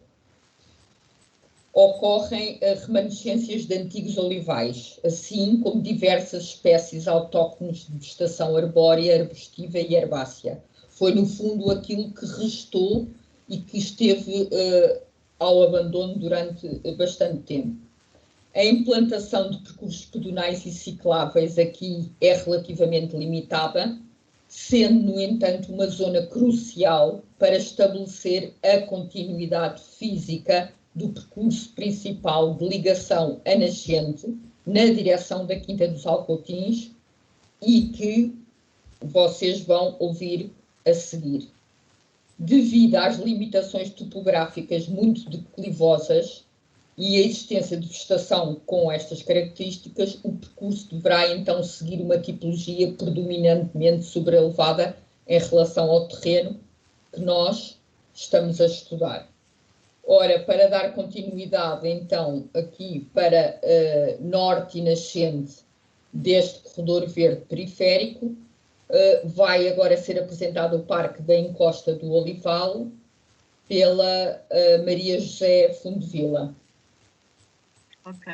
Boa tarde a todos. É um prazer estar aqui a apresentar este projeto. Podes passar, Helena, por favor. O Parque da Encosta do Olival é constituído por duas fases. Uma que é o percurso de Alcotins, que eu irei apresentar de seguida, e outra que será a segunda fase, que pertence a uma zona de mata contígua à segunda circular, que se vê aqui na fotografia, com esta zona extensa de vegetação. Esta zona da segunda fase é constituída por declives acentuados e por um coberto arbóreo e arbustivo de grande interesse ambiental, e toda a intervenção, apesar de não existir projetos já para ele, qualquer intervenção que seja feita terá que ser reduzir ao mínimo o impacto sobre esta zona, portanto será uma coisa bastante tenue. Agora vamos falar sobre o próprio o percurso dos olivais, a primeira fase do Parque da Encosta do Olival, o percurso dos olivais. Se puderes passar ao anterior ainda, Helena, desculpa. É constituído, tem 3 entradas, tem uma entrada pela passagem superior da calçada de Carriche, tem uma segunda entrada pela zona da estação da EP, também ajuda à calçada de Carriche, e tem uma entrada pela rua Formosinho Santos. Esta maior intervenção tem cerca de 7 hectares, inicia-se na zona da EDP, desenvolve-se ao longo do Golfo de Alcotins, e tem duas zonas, é constituída por 2 zonas com tipologia muito distintas. Temos esta zona que estamos a ver, esta primeira zona, que é mais perto da calçada de Carris, que é uma zona assim... Não, o anterior, Helena, por favor. Que é uma zona um bocadinho, digamos, triste neste momento. Agora não, porque ela agora está verde até, agora não está com este aspecto assim. Mas é uma zona que foi constituída por vários aterros, tanto de terras como de materiais de obras, e é povoada por estas torres de baixa e média tensão. Portanto, não é uma zona muito apelativa. E temos a segunda zona, aí se puderes passar, Helena, por favor. A segunda zona, que é uma zona que dá acesso à rua Formosinho Sanches, que se desenvolve ao longo da linha de defesa natural, e que é uma área plana, coberto com um olival até bastante extenso e consolidado, que já foi alvo de qualificação há uns anos atrás, mas por falta de manutenção, entretanto, degradou-se, mas é a zona mais fácil, entre aspas, do parque. Agora, se puderes passar à planta, por favor, Helena. Pronto, isto é o plano geral do parque. A intenção desta proposta é qualificar toda esta área, estas 2 zonas tão distintas como parque, unificando-se por intermédio de percursos mistos, pedonais e cicláveis, com capacidade de carga e tráfego para manutenção e de emergência, e também percursos secundários em saibro de interligação entre as diversas zonas. E, além disso, também utilizar o coberto arbóreo, o coberto vegetal, sobretudo o arbóreo, como unificação de toda esta área e dando-lhe uma identidade própria.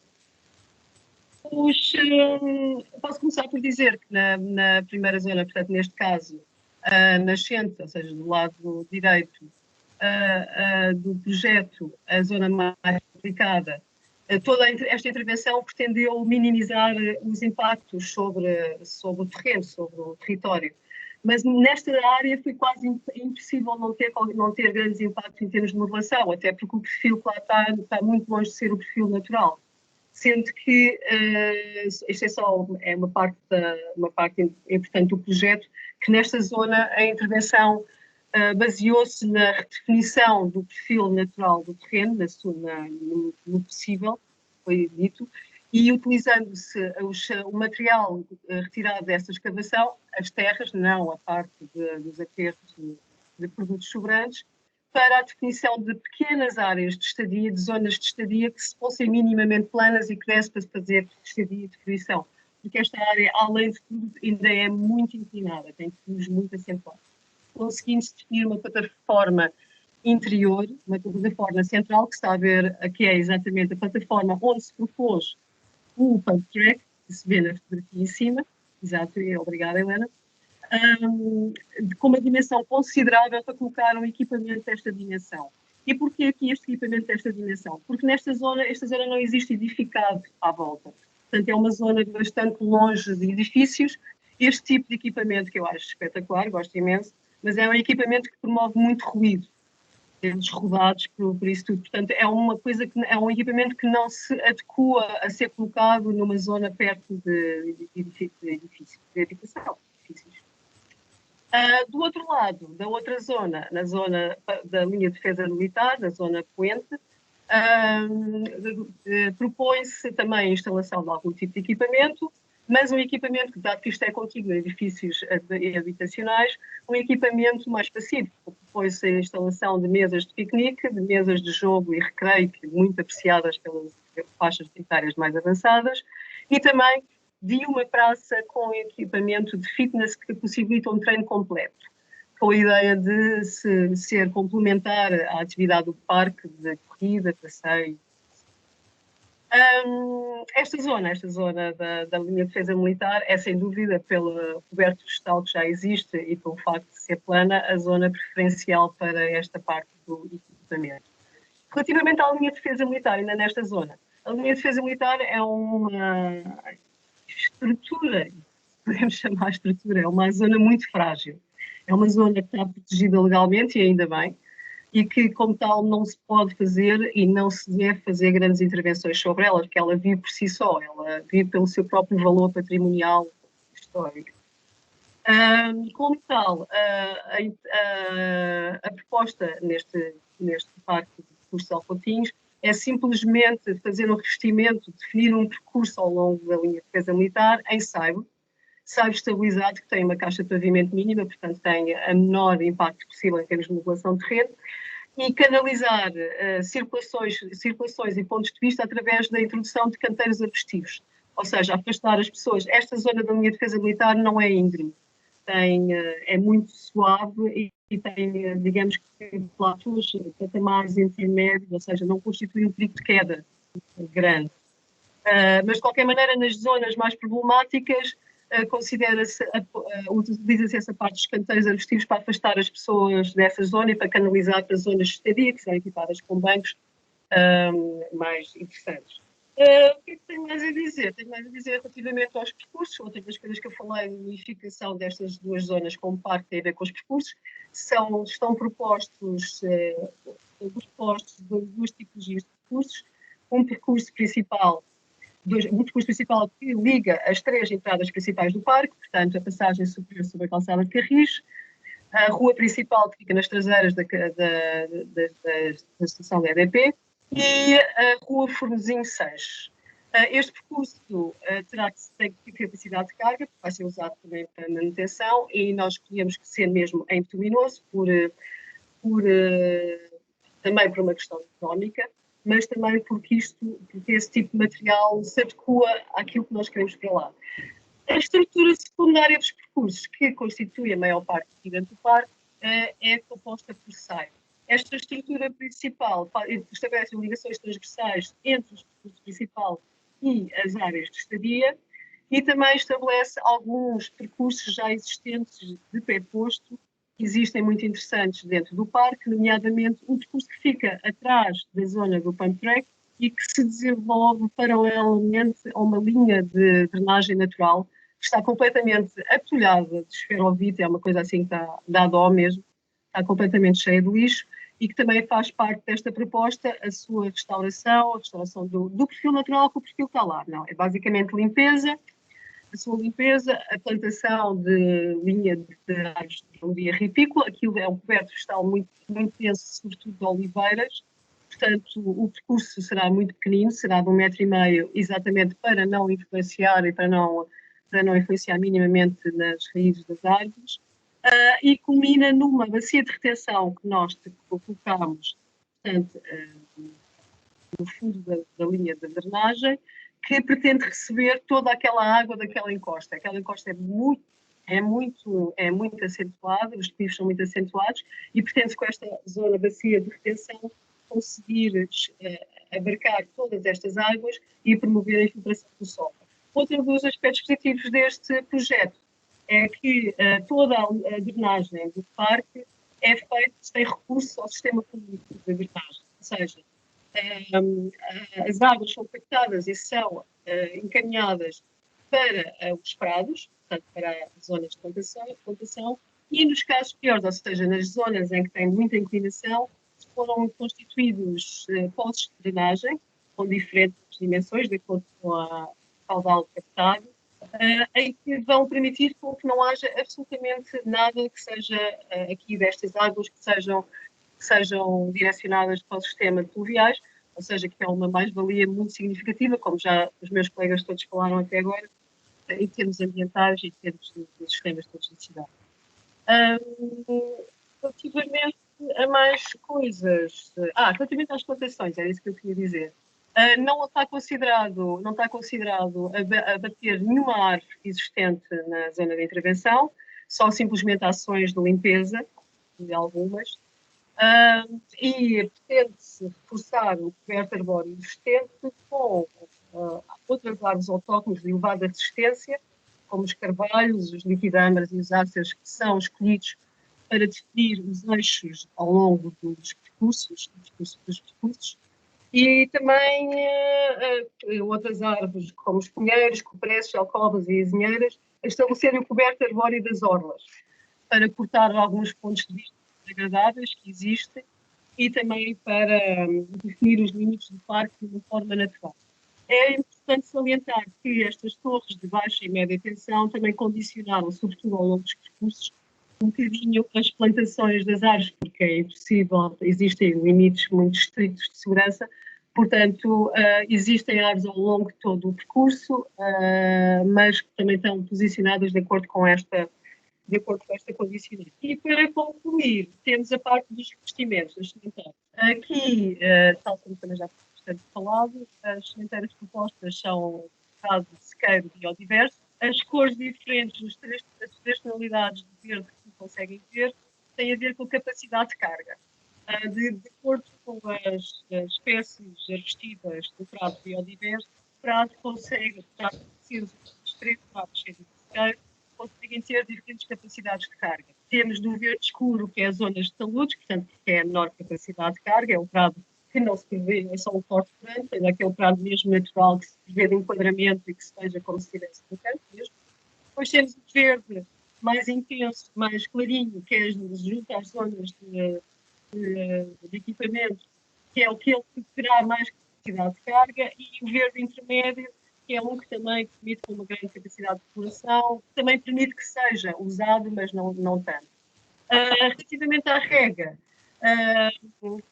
considerando que nós sabemos que em termos de manutenção é muito difícil, sobretudo numa zona que é assim bastante afastada de alguns, todos, conseguir-se, sobretudo nos primeiros anos de instalação da vegetação, conseguir-se uma manutenção eficaz sem haver água, instalou-se uma rede de bocas de rega. Ou seja, não é para ser regado, mas é nos períodos dos primeiros anos de instalação, haver a possibilidade de existir água lá para ser feita uma rega de maneira a que não as espécies. Então, eu acho que agora se puder pensar a seguir.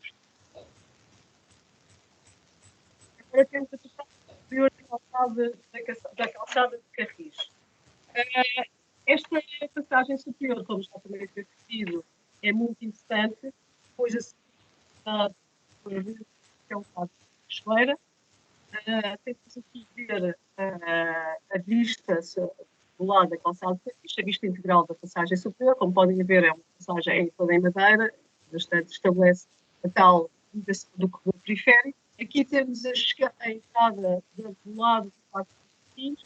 Além de estabelecer a posição ao Parque dos Coutinhos, ele também estabelece, através do percurso pedonal ciclável, a ligação para o percurso ciclável que será feito ao longo da calçada de Carris. Como podem ver aqui, já foi tirada a fotografia noutra altura, que já não estava tão simples, Era a tal questão que o Duarte falava, as pessoas não gostam de ver secas. Mesmo se tivermos inverno, temos uma altura em que temos seca, toda a gente demora a associar as secas, não sei porque é que aqui também não gosta. E é simplesmente ao longo da ponte, não é? E a chegada do outro lado da Calçada de Carris, outros, além do papel férreo, também tem um papel fundamental na ligação destes dois circunstantes que a Calçada de Carris completamente. Isto aqui é a chegada ao outro lado, depois da localização para o Val da Machada. Boa tarde, vamos então continuar este percurso do lado de cá da Calçada de Carris. Portanto, esta ponte desemboca em plena malha urbana da envolvente a Calçada de Carris, como podemos ver neste slide. E tentámos criar uma ligação o mais verde e o mais possível neste tecido urbano até ao Val da Ameixoeira, que se vê ali em cima no slide. Portanto, a ponte desemboca nas traseiras de uns edifícios que vão dar à Praceta Ator Epifânio.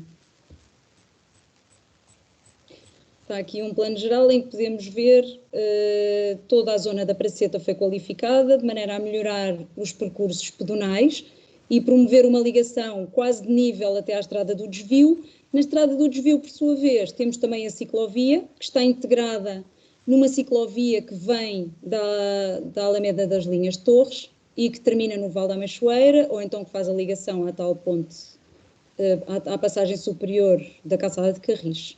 Portanto, na Estrada do Desvio, a muito custo conseguimos plantar estas árvores, porque está cheia de infraestruturas. A nossa intenção era tornar esta ligação o mais verde possível, para ter tal contínuo, não só biológico, como também de sensação. Mas aqui já vemos fotografias em cima da Estrada do Desvio, onde introduzimos uma zona de 30 para aumentar a segurança pedonal e ciclável e também para conseguirmos incluir a tal ciclovia. Na zona da Praceta Epifânio, agora vou falar. Isto é a zona tardosa, então, dos edifícios, onde introduzimos um mural artístico para dinamizar esta zona, para também criar alguma informação do percurso e para tornar este local mais agradável, porque é a partir daqui que se entra na Praceta Epifânio, onde aproveitámos para criar uma requalificação em que reduzimos ao máximo as áreas impermeáveis, que a nosso ver estavam em demasia, substituindo por espaços verdes, de maneira a baixar os índices de temperatura ambiental, combatendo as tais ondas de calor e aumentando os espaços verdes desta praceta.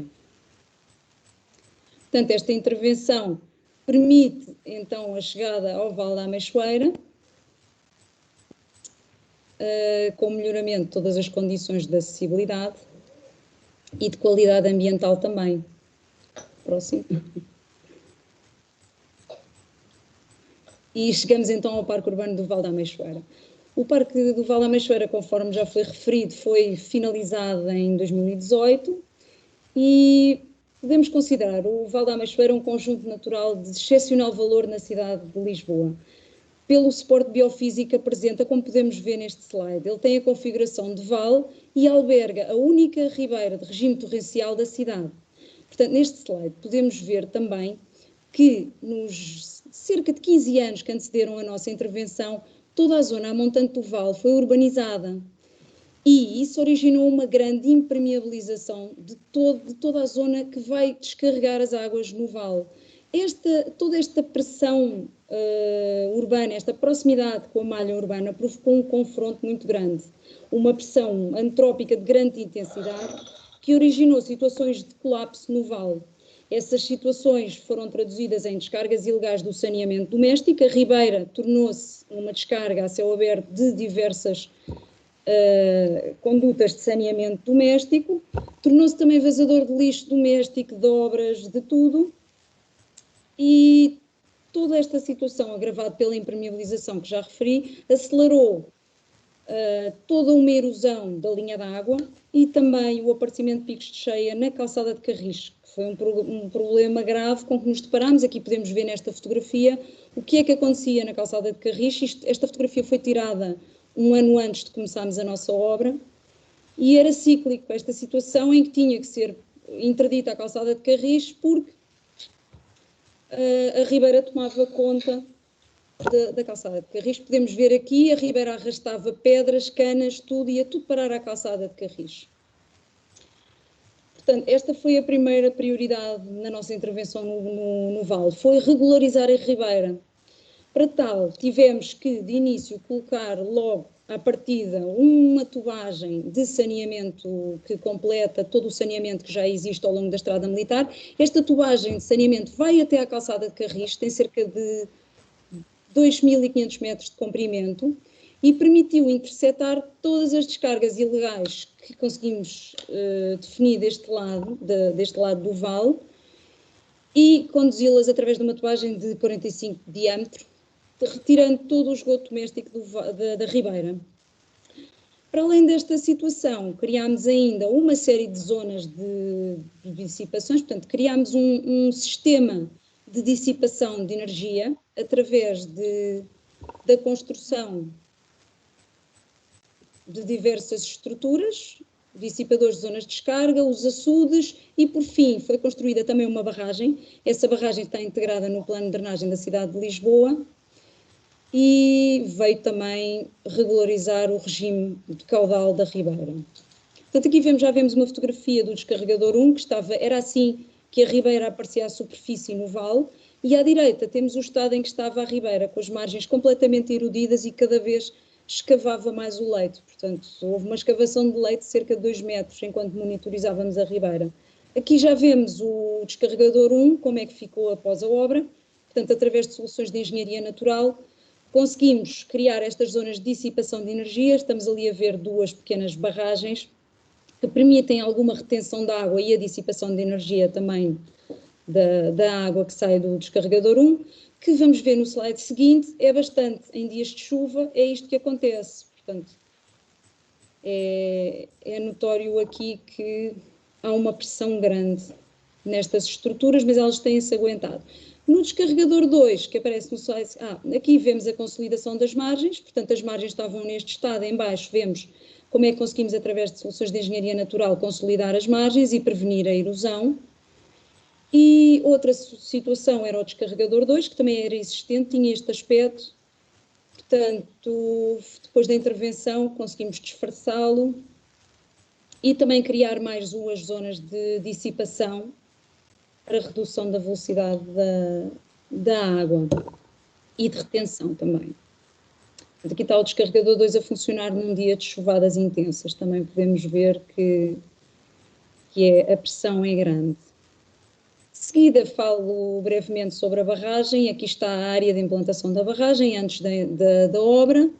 A barragem foi incluída no plano, como já disse, de drenagem da cidade de Lisboa, tem uma capacidade de 2.300 metros cúbicos e permite a retenção de água e a retardar o seu aparecimento na calçada de Carris e na tubagem de saneamento que lá existe. Portanto, foi essa a intenção desta barragem no plano diretor de drenagem. Era, no fundo, reter a água e impedir que ela chegasse rapidamente, impedir os picos de cheia na calçada de Carris. Esta barragem, como vêem, é uma estrutura bastante massiva, bastante forte na paisagem, mas os engenheiros trabalharam também connosco em soluções de engenharia natural e o resultado final desta intervenção é bastante naturalizado, nós ficamos muito satisfeitos, ficou com este aspecto. E no slide seguinte já vamos ver, passado meio ano da intervenção, a barragem praticamente não é visível. Entretanto, ela já esteve cheia, já funcionou e aguentou-se perfeitamente. A água chegou a sair pelo fusível, que é localizado ali do lado direito, e não tivemos quaisquer problemas até agora de inundações na calçada de Carris, está a correr bem. Pronto. Após a conclusão de todas estas obras e implantação de todas estas obras, posso-vos falar então do projeto que tem sido o parque, não é? Portanto, o projeto previu a colocação de uma série de percursos, nomeadamente um percurso estruturante ao longo de toda a Ribeira. Tem cerca de 1.800 metros, para terem uma ideia do comprimento do vale, e permite passear ao longo de toda a Ribeira. Esta rede de percursos apoia também toda a mobilidade entre o bairro, portanto as pessoas utilizam o parque para irem para o autocarro, utilizam o parque nas suas deslocações diárias. O que foi uma premissa importante neste projeto foi criar condições no território para que as pessoas pudessem mais facilmente chegar aos pontos onde precisam estar diariamente. Portanto, esta rede de percursos serve também a esse propósito. Foi criada iluminação na zona onde há maior pressão urbanística, que é na zona montante do bairro, em que as pessoas utilizam os percursos para ir diariamente para o autocarro e a toda a hora. Portanto, aí instalámos iluminação. No restante parque não há iluminação, a não ser nas zonas de equipamentos.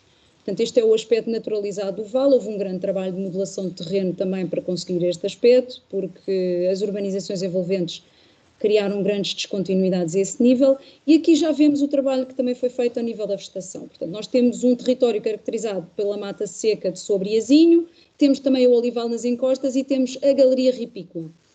A mata seca de Sobriezinho foi altamente replantada através também das iniciativas do Life Flanks, em que a população esteve incluída e participou, portanto plantou-se uma série de árvores aqui no Val da Ameixoeira, o olival também foi reforçado e a plantação da linha d'água ainda estamos a fazer. Portanto, isto também foram colocadas uma série de zonas de equipamentos associadas às praças de entrada e associadas a outras situações. Aqui vemos o equipamento infantil que está na praça de entrada quando vimos da estrada do desvio, ou seja, do percurso que vínhamos a fazer desde o aterro do Val do Forno, é aqui que entramos no Val da Ameixoeira. Portanto, aqui vemos a piscina municipal, que também está localizada dentro do vale, e que esta praça que existia, que era um patamar, era o estaleiro da obra do metro, foi todo recuperado para uma praça que a população utiliza, nomeadamente a população cigana, que precisa de um espaço de reunião com dimensões grandes, e também um parque infantil. Também se localizou nesta zona um parque infantil com equipamento diferenciado do mostrado anteriormente, mais uma fotografia do enquadramento da piscina com esta nova zona. E em termos de proposta de equipamento, foi também proposto um skatepark, que vai aparecer de seguida. É o equipamento juvenil de escalada, que está localizado numa praça de meia encosta. Portanto, nós tivemos que aproveitar todas as zonas planas, que são poucas, para colocação de equipamento. Isto é uma zona de meia encosta para quem está a aceder ao bairro do Alto do Chapeleiro. É um percurso também bastante utilizado por estes moradores. E aqui já estamos a ver o skatepark, que foi construído também numa zona de Mirador do Vale. Portanto, é uma praça e um skatepark simultaneamente, um mirador que permite uma visão de todo o vale, como vemos na fotografia seguinte. Portanto, a partir deste skatepark consegue-se abarcar todo o vale, consegue-se ainda ver os alcontins do lado lá, vê-se ali o campo de golfe e a área de intervenção dos alcontins. E chegamos ao fim desta apresentação. Vamos agora abrir espaço a dúvidas, questões, o que entendam. Obrigado. Muito bem, muito obrigado. Deixem-me fazer 2 ou 3 comentários, se me permitem. Em primeiro lugar, cumprimentar-vos e dar-vos parabéns pelo excelente trabalho, extraordinário trabalho. Eu vou estando a par do que vai sendo feito, mas nada como ver assim esta panorâmica global, e é um trabalho notável. É? Só 2 ou 3 comentários, porque ainda não temos... já temos algumas questões, que há aqui uma sequência muito interessante, desde os velhos tempos, como sabem muito melhor que eu, não é? Das hortas de Lisboa, dos velhos tempos das hortas, é? Que já no tempo do Essa de Queiroz a população dirigia-se às hortas, nessa zona do Val do Forno, Alfornelos, etc. Não é? Eu suponho que estaria previsto no plano de Groer, dos anos 30, 40, uma espécie de um green belt, à maneira inglesa, nessa zona que estão a trabalhar. Depois houve, de facto, décadas de abandono, não é? Digamos que a sociedade tinha outras prioridades e agora as novas estratégias. É um trabalho, de facto, notável, não é? E é muito interessante interligar as questões ecológicas e ambientais a outras funcionalidades urbanas, nomeadamente na mobilidade, como estão a referir, não é? Não apenas pelas questões de lazer, mas às questões sociais e de mobilidade. Isso é extremamente importante. Eu teria questões muito relacionadas àquelas que foram colocadas anteriormente, mas eu creio que há aqui, é para dar os parabéns, em primeiro lugar, e depois, boa tarde, eu vivo relativamente perto e há uma coisa que vejo constantemente. Do lado oposto da estrada ao parque e à piscina não existe grande espaço para os peões circularem. Se há alguma proposta para melhorar a mobilidade? Sim, essa zona vai ser melhorada com um acesso que está a ser projetado também no nosso serviço, Helena, aquele trabalho que liga toda a zona do núcleo histórico da Ameixoeira até aqui, não é? Portanto, junto à estrada é muito difícil criar um passeio desse lado, mas existem passeios por dentro da urbanização e esses passeios vão ser articulados através de um percurso a toda a zona histórica e que também vai ligar ao Val da Meixoeira, nomeadamente à Praça da Piscina, aquela praça que aparecia junto à piscina municipal. Esse vai ser o melhoramento possível daquela zona, uma vez que temos um talude que mergulha na estrada, não é? Mas sem dúvida que essa via tem espaço para melhoramento, toda a estrada militar, mas nós não prevemos para a estrada nada, não. Mais questões? Creio que há mais uma, que é relacionada sobre as soluções de base natural para a retenção de água. Qual a quantidade das aplicações? Se as soluções usam pouco espaço, não poderiam ser usadas em zonas mais centrais, nomeadamente na Avenida Almirante Reis. Conflitos espaciais existem, vai-se aqui várias questões. Não é?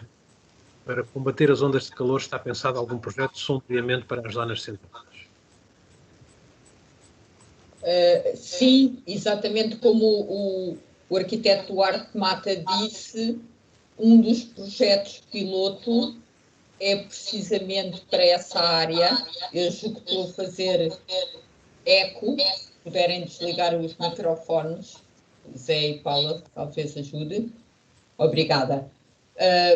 Precisamente já lançámos, inclusive, para a obra, o projeto no bairro dos Atores que o Duarte referenciou e que está integrado no programa Uma Árvore em Cada Esquina, em que vamos intervir aí mais cirurgicamente em 15 locais da freguesia de Arroios e também da Penha de França, que foram aquela área que o Duarte mostrou, cuja ilha de calor é acentuada na cidade, e vamos intervir com basicamente a plantação de árvores e também alguma plantação de árvores sempre associadas à melhoria da acessibilidade pedonal, e aí é difícil, de facto, implementar soluções deste nível que vimos no Parque Urbano do Val da Meixoeira,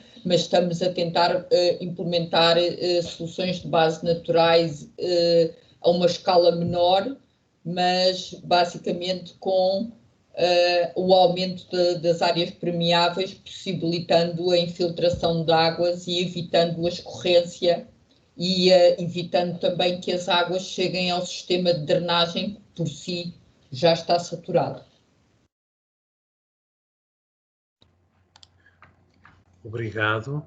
Eu apenas perguntaria sobre a questão dos conflitos espaciais, tal como foi questionado anteriormente para a apresentação do Duarte Mata. Que estruturas de debate com a população, que participação têm estado previstas nos projetos que apresentaram? Temos dois casos, e por acaso ambos nessa área, um dos quais a Maria José Fundevila também está comigo, que é precisamente a participação no Martim Muniz, aberto a toda a comunidade. Temos feito reuniões e nós particularmente somos representantes da Direção Municipal de Ambiente e Estrutura Verde, precisamente para implementar uma arborização o mais consistente possível. Em relação ao bairro dos Atores, foi a própria Junta de Freguesia que implementou soluções parecidas e o que nos deu aso a que alargássemos o projeto. Um pouco mais acima, já na freguesia do Arieiro, mas dentro ainda desta ilha de calor que se localiza ao longo da Avenida Almirante Reis, também o bairro dos... eu enganei-me, eu falei em bairro dos Atores, e este que falo mais abaixo na Avenida Almirante Reis é o bairro das Colónias. O bairro dos Atores, esse sim, no Arieiro, foi mais uma vez a próprio presidente da Junta de Freguesia que disse que estava disposto a interagir e articular com a população, pois aí o problema da falta de estacionamento é muito grande e nós não queremos entrar com um projeto se a população não estiver de acordo e do nosso lado. Portanto, articulamos basicamente com as juntas de freguesia e muitas vezes com a população diretamente, como é o caso agora do Martim Muniz. Muito bem, muito obrigado. Já passaram praticamente 2 horas, não queremos incomodar-vos demasiado e o vosso precioso tempo. Não sei se mais alguma questão, apenas mais um comentário a referir excelentes apresentações. Muito obrigado aos 4 arquitetos paisagistas oradores, que eu também faço questão de referir. Não havendo mais questões, eu passo a palavra à Ana Marçal. Obrigada a nós também, obrigada aos convidados pela disponibilidade de mais um ano estarem aqui connosco, fazerem a apresentação destes projetos, que contribuírem também para esta discussão que a cada ano é sempre rica e é sempre bom de acompanhar. E nada, deixar aqui o repto para estarem presentes no próximo dia 9, não é? Vai haver aqui um interregno, mas portanto voltamos no dia 9 com uma apresentação mais direcionada ao planeamento, às estratégias para o planeamento urbano. Vai ser com o arquiteto Paulo Paes, do Departamento de Planeamento Urbano. Às 2h30, cá estaremos. E bom fim de semana a todos. Obrigada. Obrigada, Ana. Bom fim de semana. Obrigado. Obrigada.